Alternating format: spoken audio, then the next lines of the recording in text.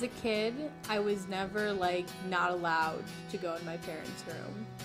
And if I was, I completely ignored that rule because I went in there all the time. Because they had the most amazing bookcase. It was, like, up to the ceiling, and when I was little, I could, like, only see the top shelf if I was, like, standing on the bed. It was just, it had so many books, and I would go there and read.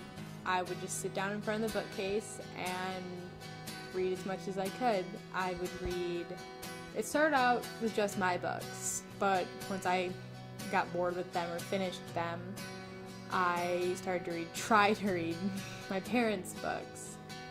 And one day I came across these 3 really ugly books. They were just blank, white covers, kind of torn up, like almost falling apart. They had no pictures. They were like this thick, and the text was tiny, and they were just these big ugly books, and they took up so much space. And I asked my mom, "Are these your books?" And she said, "No, that's your dad's copy of Lord of the Rings." And I just sort of left it at that. I didn't ask anything more about it.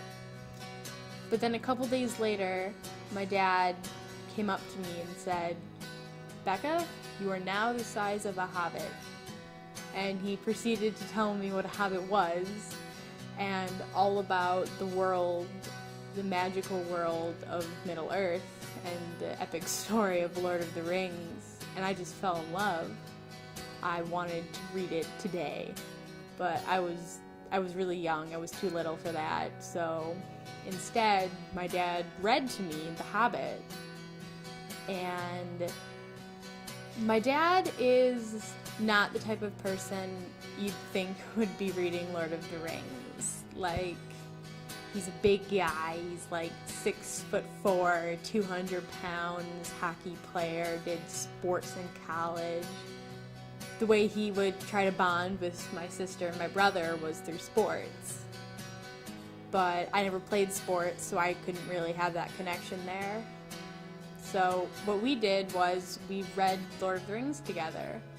And we read Harry Potter, we read Chronicles of Narnia, we read The Wizard of Earthsea. We just read all of these amazing, fantastic books together. And it really just sort of opened me up to this wonderful world of fantasy books that I really, really love.